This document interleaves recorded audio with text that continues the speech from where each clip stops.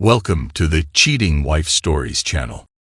Herbert Gregory's polished Oxford shoes clicked against the marble floor of Maxwell Industries' executive wing. His reflection was crisp in the spotless surface beneath. At 45, he cut an imposing figure, 6'2", shoulders straight from his college rowing days, and a jawline that hadn't softened despite his corporate success.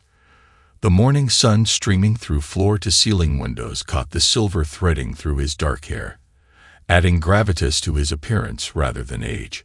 "Good morning, Mr. Gregory," called out junior executives as he passed, their eager smiles masking calculation. He nodded, maintaining the perfect balance of accessibility and authority he'd cultivated over his 15-year rise through the ranks.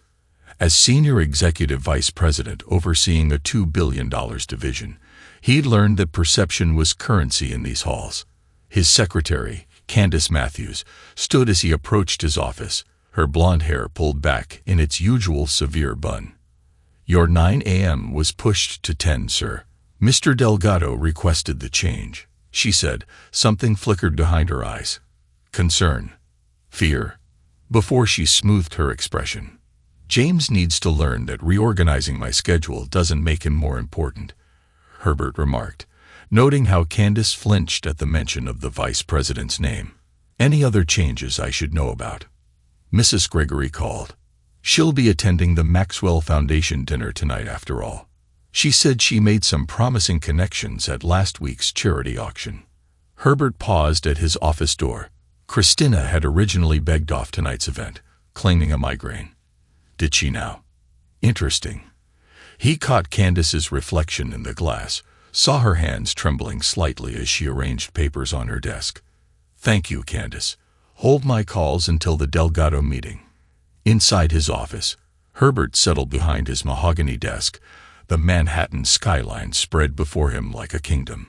His recent promotions had come surprisingly easily. Too easily, perhaps. The thought nagged at him as he reviewed quarterly projections, his mind drifting to Christina's sudden interest in corporate networking.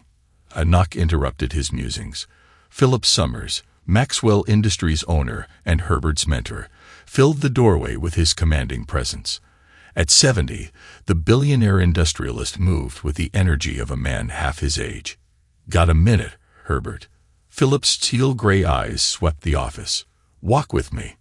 They rode the private elevator to the rooftop garden, Philip's preferred location for sensitive conversations. The autumn wind whipped at their suit jackets as they strolled past meticulously maintained topiaries. "Your division's numbers are impressive," Philip began, "but something feels off. James Delgado's been making noise about irregularities in contract negotiations."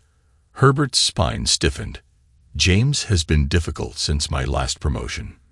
"Difficult is one word for it." Philip stopped, turning to face him. "I've been watching him." "And your wife?" "Christina." Herbert kept his voice neutral, though his pulse quickened. "She's become quite the social butterfly at company events, very friendly with certain executives." Philip's expression hardened. "I'm conducting a quiet investigation. Trust no one until it's complete, not even those closest to you." The warning hung in the crisp autumn air.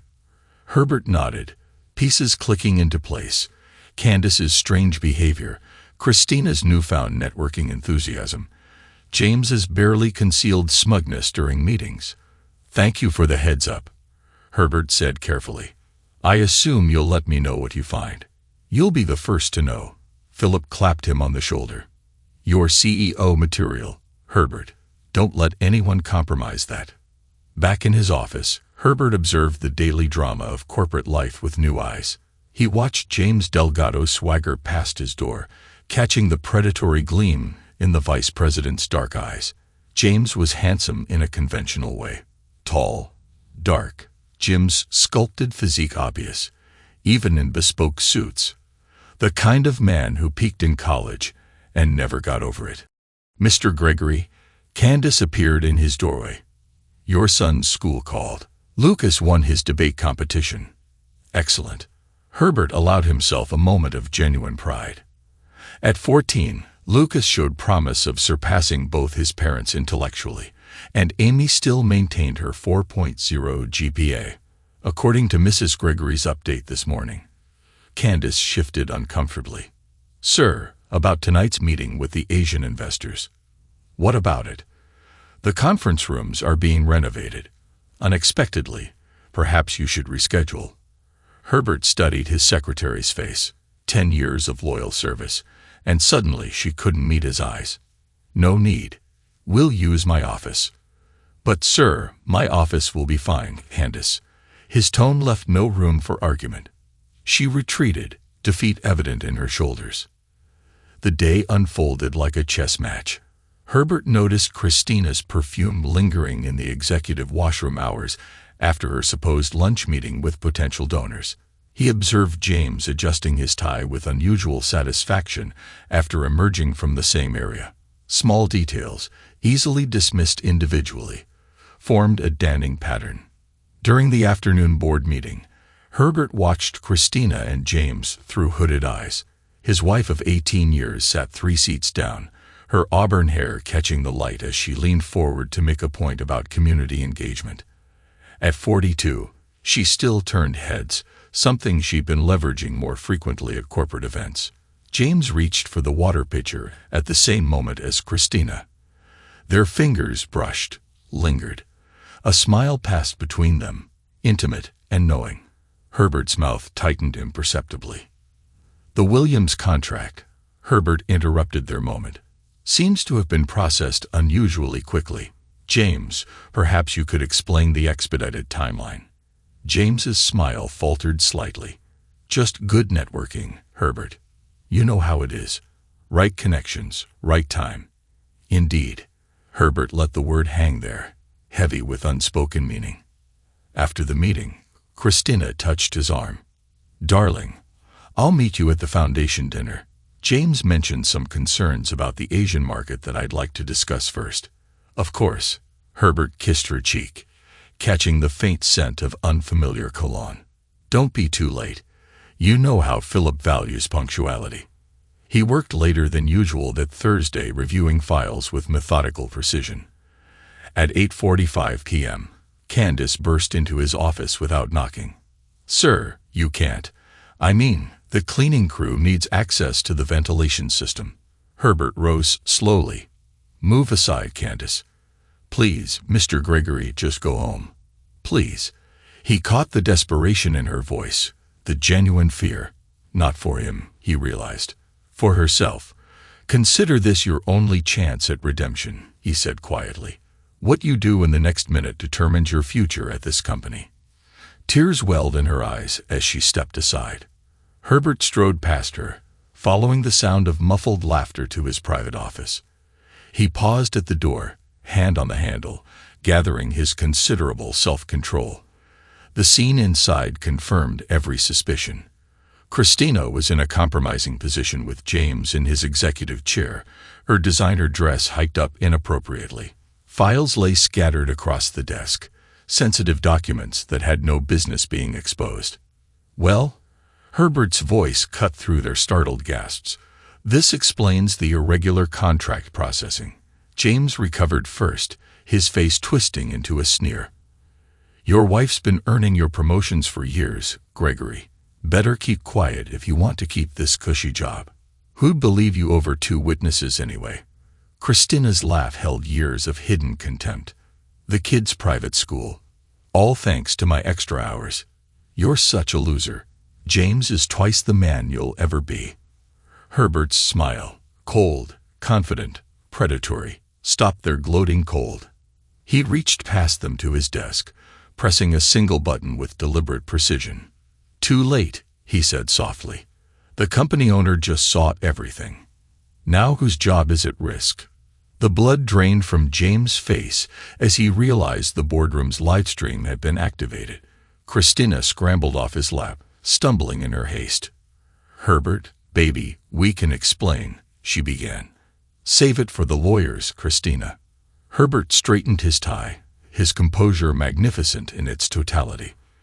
"I believe you'll find your access cards have already been deactivated.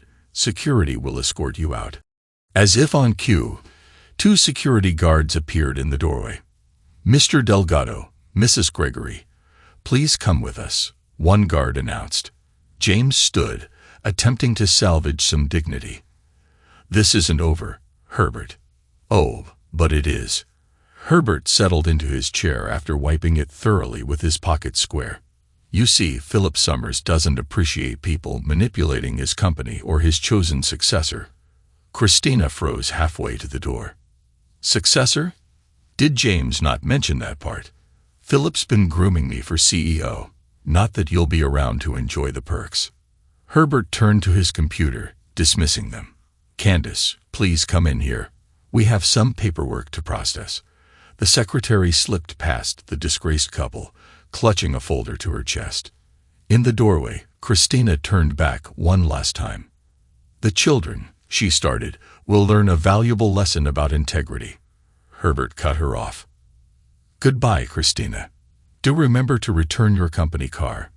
The security guards led them away, their footsteps fading down the marble hallway. Herbert watched their reflection disappear in the window, Manhattan's lights twinkling behind him like witnesses to his triumph. "Sir," Candace's voice quavered, "I'm so sorry. They blackmailed me. James threatened my job, my reputation." "I know." Herbert's tone softened slightly. "That's why you're still here. But Candace, never lie to me again." She nodded frantically. "Never, Mr. Gregory." "Good. Now let's begin the termination paperwork. I believe we have quite a bit of cleaning up to do." As Candace pulled up the necessary forms, Herbert's phone buzzed with a message from Philip. "Well handled. Meeting tomorrow, 8 a.m. Bring a list of James's contracts for review." Herbert allowed himself a small smile as he typed his response. The game wasn't over. It was merely entering a new phase, and Herbert Gregory had always been very, very good at games. Outside his office, Manhattan's corporate warriors continued their endless dance of ambition and betrayal.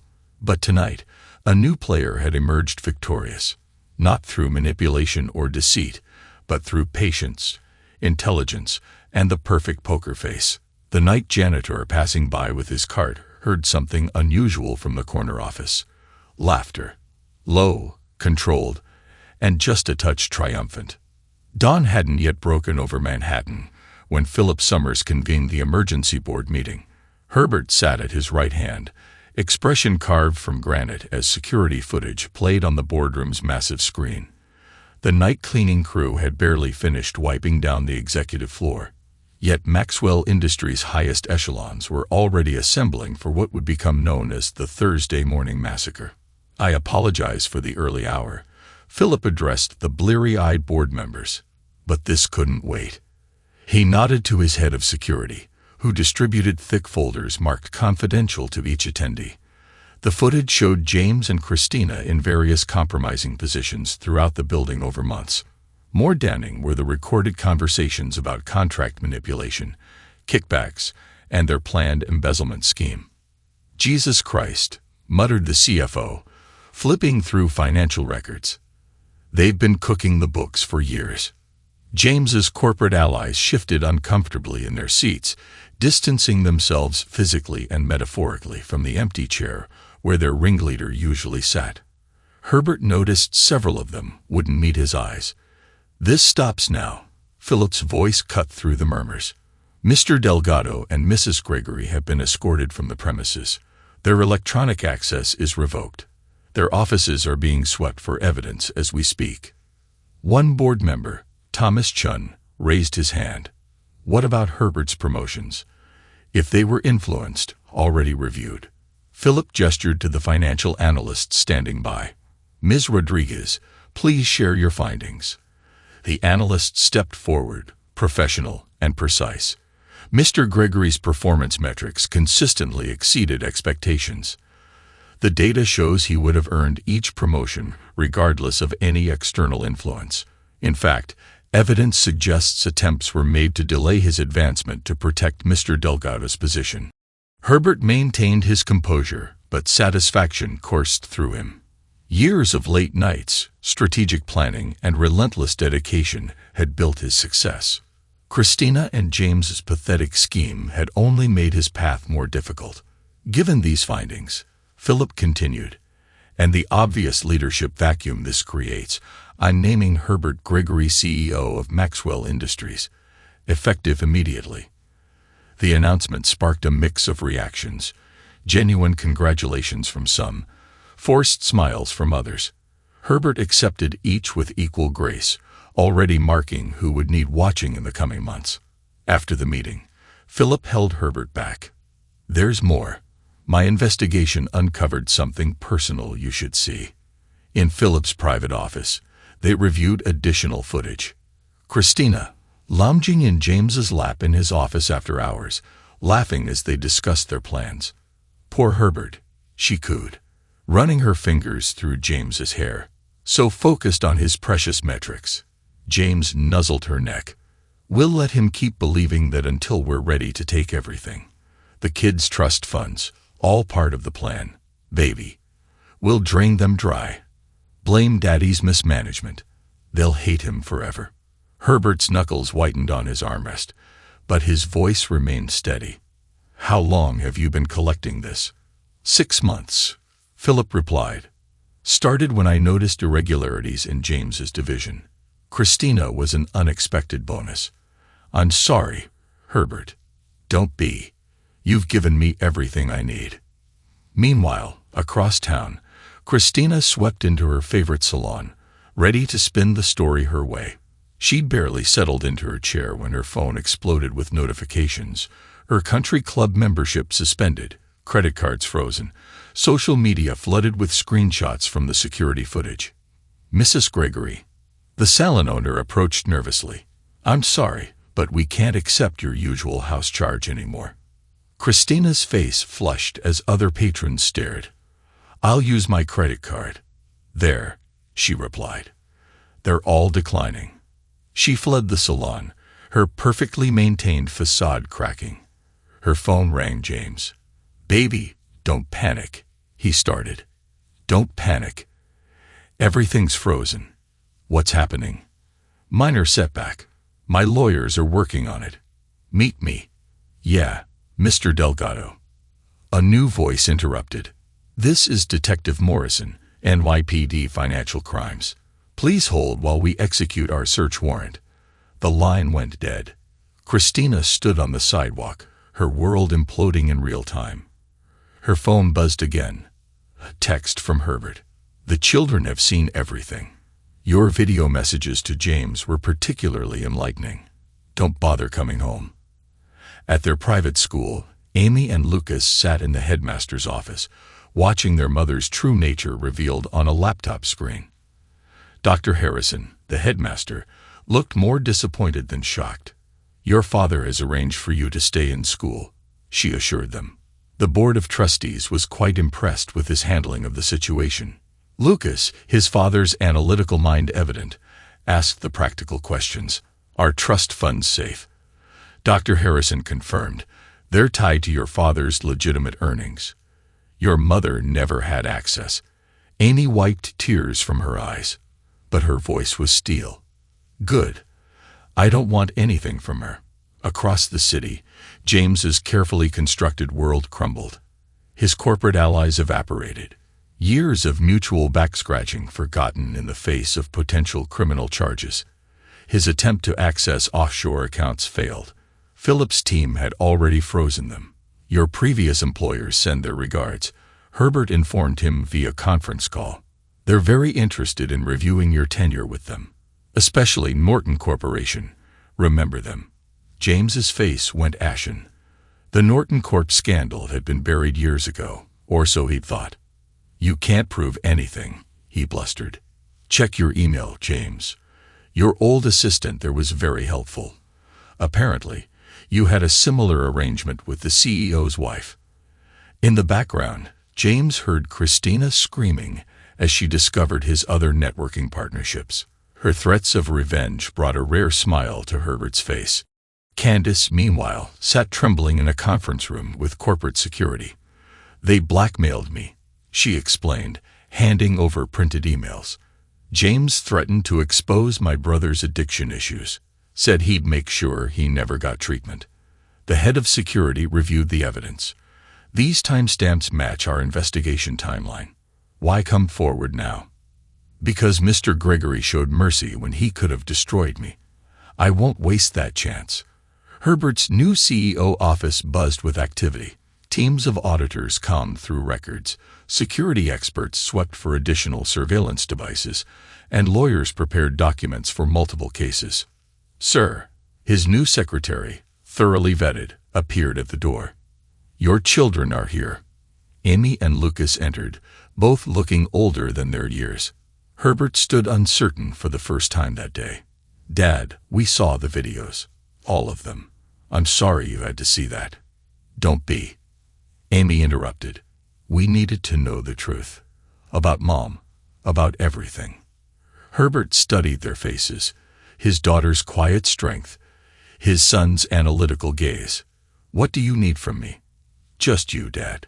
Lucas stepped forward. The real you. No more pretending everything's perfect. Amy joined her brother. And maybe some self-defense classes. The other kids at school are getting weird. Herbert laughed. Genuine warmth breaking through his corporate armor. Done. Anything else? Pizza. They asked in unison. Pizza. He agreed.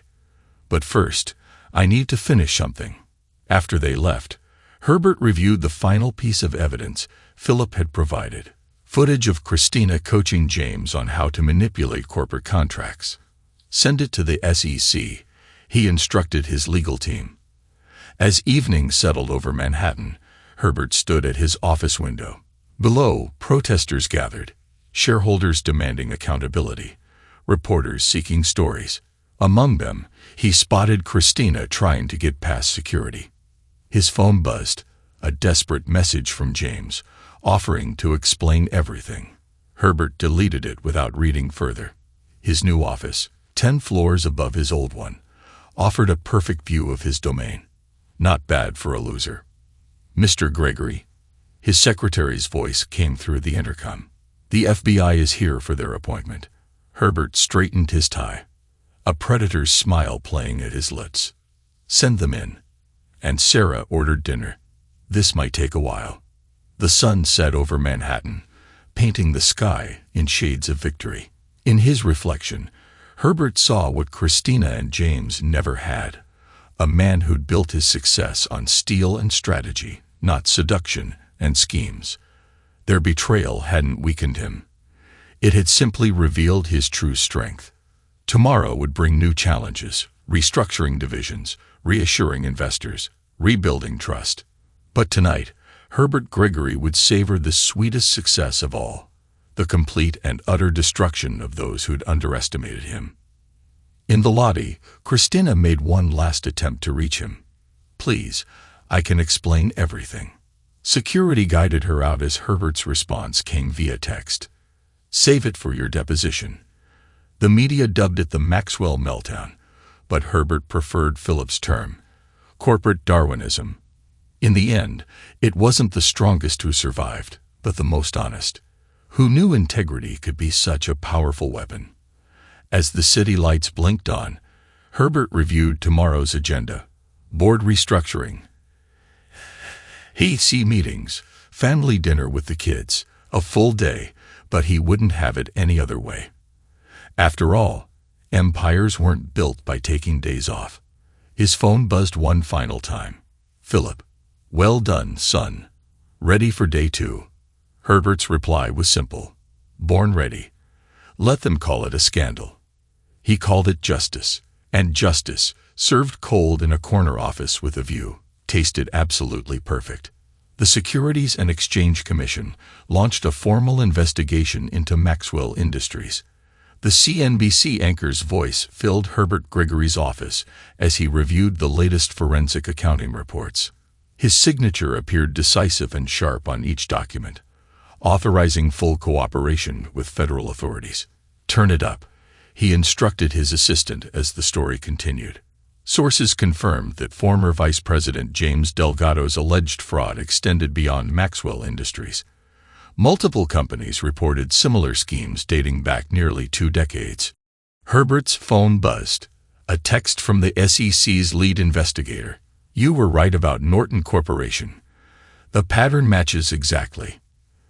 The investigation had taken on a life of its own. What began as an internal corporate matter had exploded into one of Wall Street's most shocking scandals.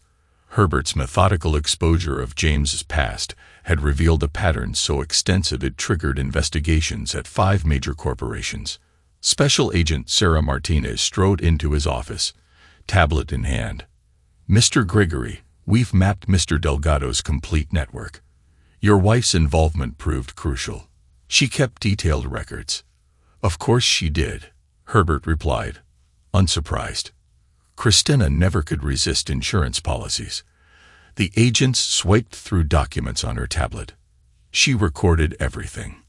Every deal. Every encounter. But here's where it gets interesting. She also recorded other executives' wives involved in similar arrangements. Herbert concluded, the private school mothers. The agent nodded. Your wife's social climbing had an unexpected benefit. She collected dirt on everyone she met. Apparently, James's scheme was larger than even he knew. She was building her own leverage. A knock interrupted them. Philip Summers entered, looking grimmer than usual. "James is making a run for it. Private jet, file a flight plan to Venezuela." Herbert's smile was cold. "Let him try." Across town, James Delgado hurried across the private airfield. Carry-on clutched tight. The sleek Gulfstream waited, engines humming. "Welcome aboard, Mr. Delgado," the pilot greeted him. "Weather looks clear to Caracas." James settled into the leather seat, accepting a glass of champagne. "Take off as soon as possible." The jet taxied, lifted off, and landed 2 hours later at JFK International, surrounded by federal agents. The pilot, James demanded as they led him away in handcuffs, has been on Mr. Summers' payroll longer than you have. An agent informed him cheerfully, "Nice try, though." Christina's downfall proved equally spectacular. Her attempt to leverage her recordings of other school mothers backfired catastrophically. Instead of buying silence, it bought her complete social excommunication. "Did you really think we wouldn't compare notes?" Miranda Chen, the board chairman's wife, confronted her at her last school fundraiser appearance. "We've all received your little blackmail hints." "Well, guess what? We chose honesty." Christina looked around the room, seeing only hostile faces. These women, once her social circle, now formed a wall of contempt. "Our husbands have all disclosed everything," Miranda continued. "The school board knows. The companies know. Your leverage is gone. You'll all go down with me." Christina threatened. "No, we won't. Because unlike you, we're actually sorry.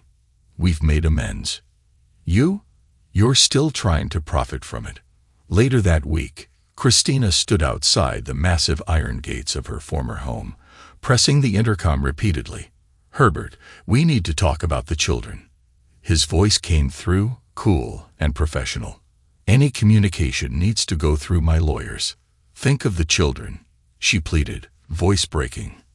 "They need their mother. They needed a mother 16 years ago. What they got was someone who mocked their father and planned to steal their trust funds. Goodbye, Christina." The gates remained closed.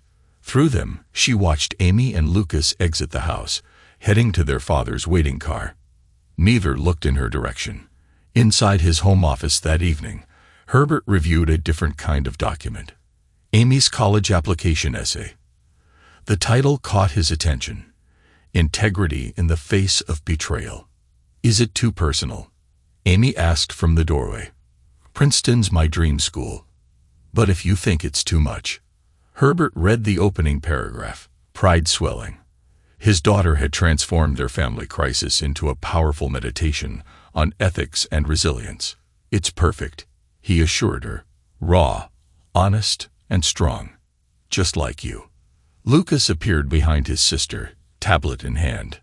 "Dad, the TEDx organizers confirmed my slot. Surviving Family Betrayal. A Teenager's Guide to Moral Courage."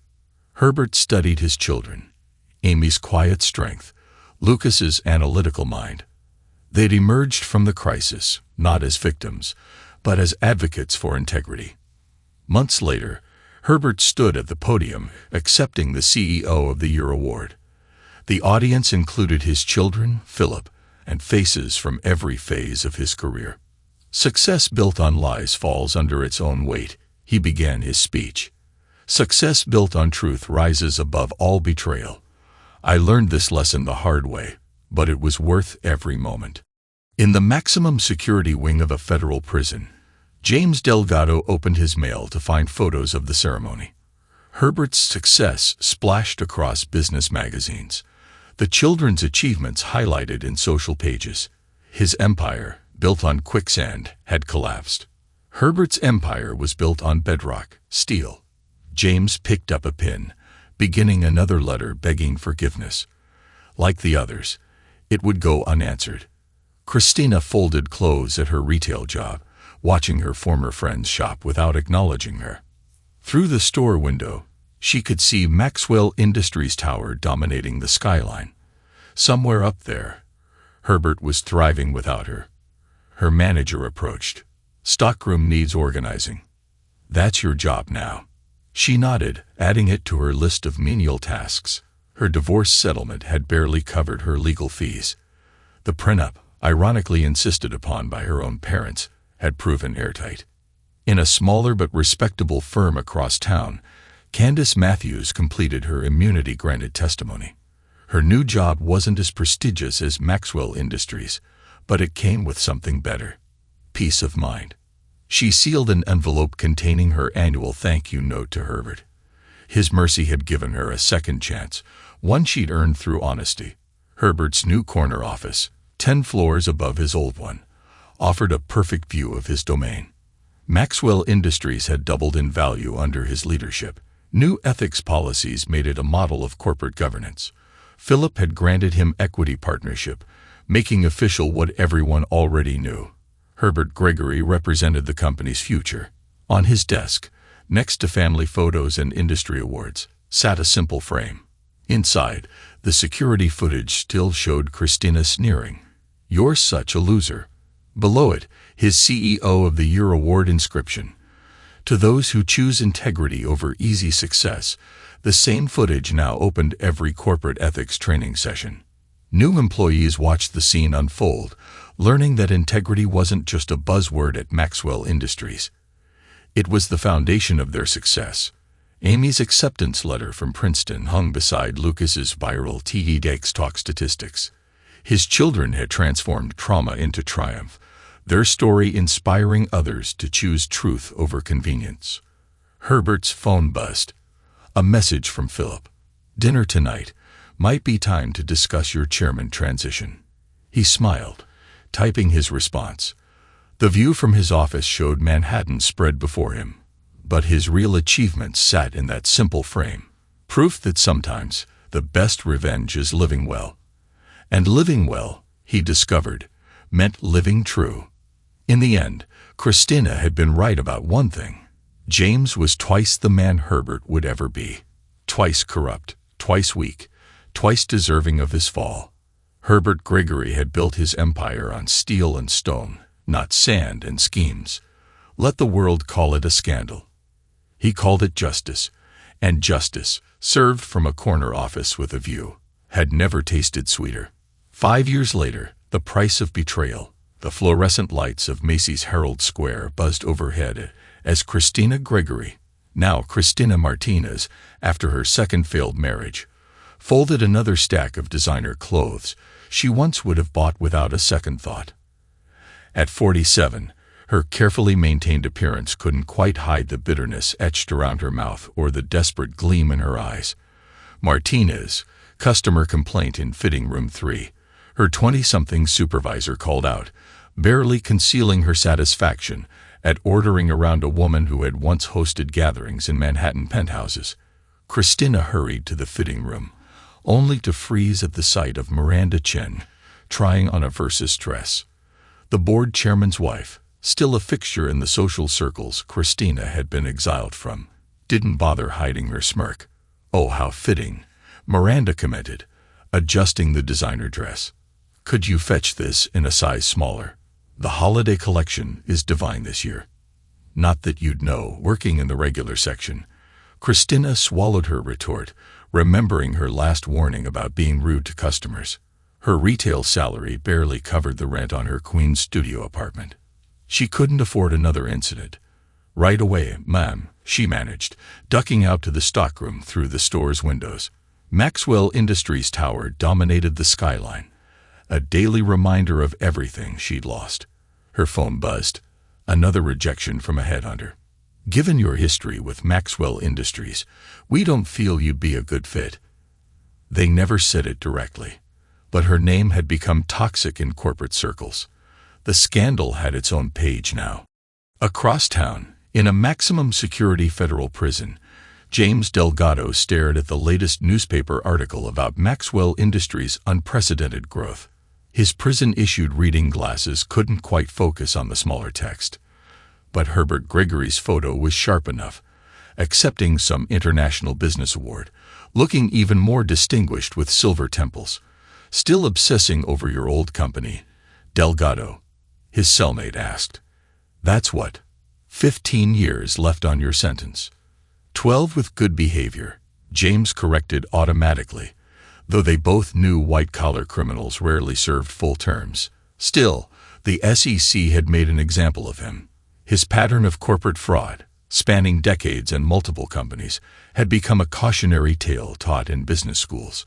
His last appeal had been denied 6 months ago. The evidence had been overwhelming. Christina's detailed records, Candace's testimony, the paper trail at Norton Corporation, his corporate allies had turned state's evidence, each racing to save themselves. His prison account held exactly $127.43.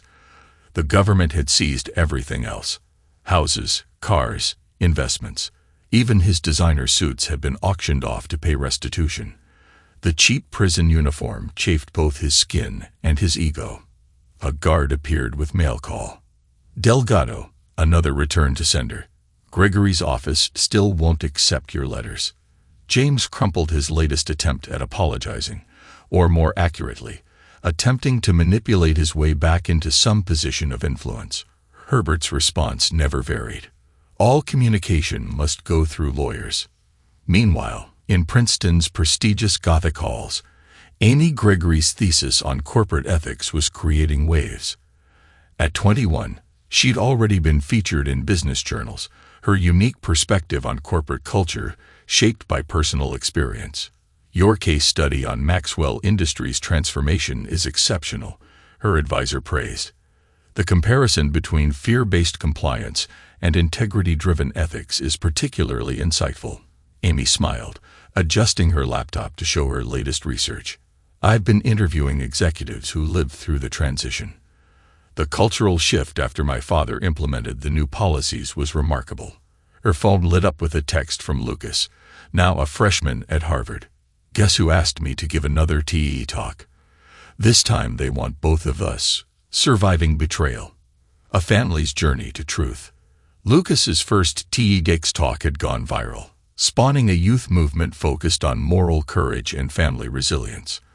At 19, he'd already published a book aimed at helping teenagers navigate family crisis. The advance had gone to a foundation supporting children of families broken by corporate fraud. Their mother's occasional attempts at contact, usually around holidays or their birthdays, went unanswered. Her social media stalking had revealed her children's successes, but she remained blocked from directly reaching them. Her last Christmas card had been returned unopened, her tearful voicemail deleted unheard. Across the city, Candace Wilson, formerly Candace Matthews, reviewed quarterly reports in her new office. The smaller firm she joined after her immunity deal had promoted her to chief of staff, appreciating both her experience and her hard-learned lessons about integrity. She sealed her annual thank you note to Herbert, 5 years of gratitude for the mercy that had given her a second chance. Her testimony had helped build the federal case against James and Christina, while her documented blackmail experience had shaped Maxwell Industries' new whistleblower protection policies. Her brother, whose addiction James had threatened to expose, now ran a successful recovery program. Herbert's quiet assistance with treatment costs had saved not just her career, but her family. In Maxwell Industries' executive floor, now 20 stories higher than his original office, Herbert Gregory reviewed the latest expansion plans. At 50, he'd fully grown into his power, his reputation for ethical leadership making him one of Wall Street's most respected figures. Philip Summers, though officially retired, still kept an office down the hall. Their mentor-prodigy relationship had evolved into a deep friendship, their shared vision of corporate integrity reshaping industry standards. The Harvard Business Review wants to do another piece, Herbert's assistant mentioned. They're calling Maxwell's transformation a template for ethical corporate reform. Herbert nodded, glancing at the framed security footage still on his wall. Christina's sneer forever captured in mid-insult. The frame's inscription had become the company's unofficial motto. Success built on lies falls under its own weight.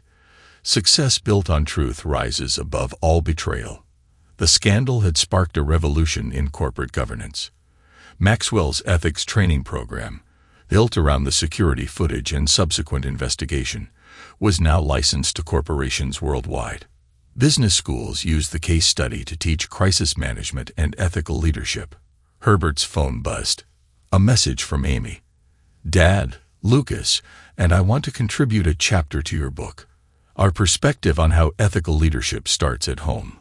His children had emerged from the crisis stronger, their understanding of integrity shaped by watching him choose truth over convenience, justice over revenge. Their success, Amy's academic achievements, Lucas's advocacy work, meant more than any corporate victory.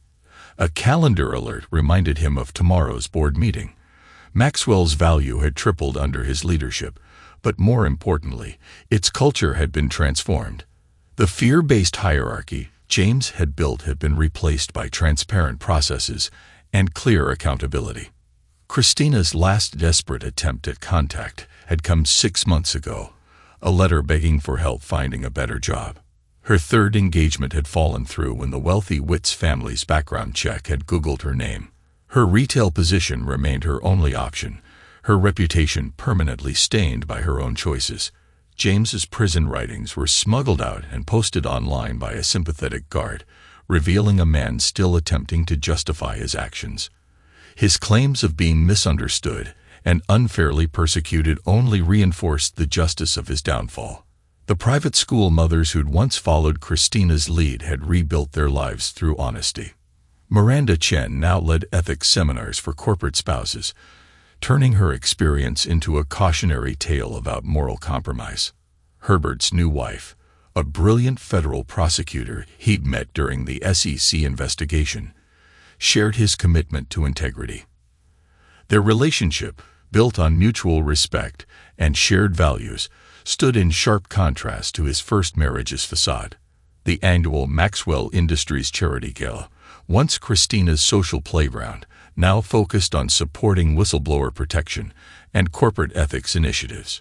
The guest list notably excluded anyone involved in the scandal, their absence a reminder that social consequences outlasted legal ones. Looking out over Manhattan's skyline, Herbert reflected on the 5 years since the scandal. His empire had risen from the ashes of betrayal, stronger for having been tested. The price of truth had been high, but the rewards proved immeasurable. In Queens, Christina finished her shift, walking past Maxwell's illuminated tower on her way to the subway. In prison, James stared at his ceiling, counting days until a parole hearing that would likely deny him again. Their betrayal had cost them everything: wealth, status, family, freedom. But in his corner office, Herbert Gregory smiled at his children's latest achievements, his company's continued growth, and his life's complete vindication. The security footage still played at every new employee orientation. Christina's words now a punchline: "You're such a loser." Time had revealed the true losers in this game of corporate chess. Success built on lies had indeed fallen under its own weight. Success built on truth had risen above all betrayal. And in Manhattan's glittering canyons of power, that truth still echoed. Integrity, once proven, outweighed all the schemes of lesser players. The price of betrayal proved steeper than any of them had imagined. The rewards of integrity proved greater than anyone had dreamed, and Herbert Gregory, once mocked as a loser, had won the only game that truly mattered, the one played for keeps. Thanks to everyone who took the time to listen to today's stories. If you enjoyed it, please consider liking and subscribing if you haven't already. Feel free to share your thoughts on the events in the comments below. Take care.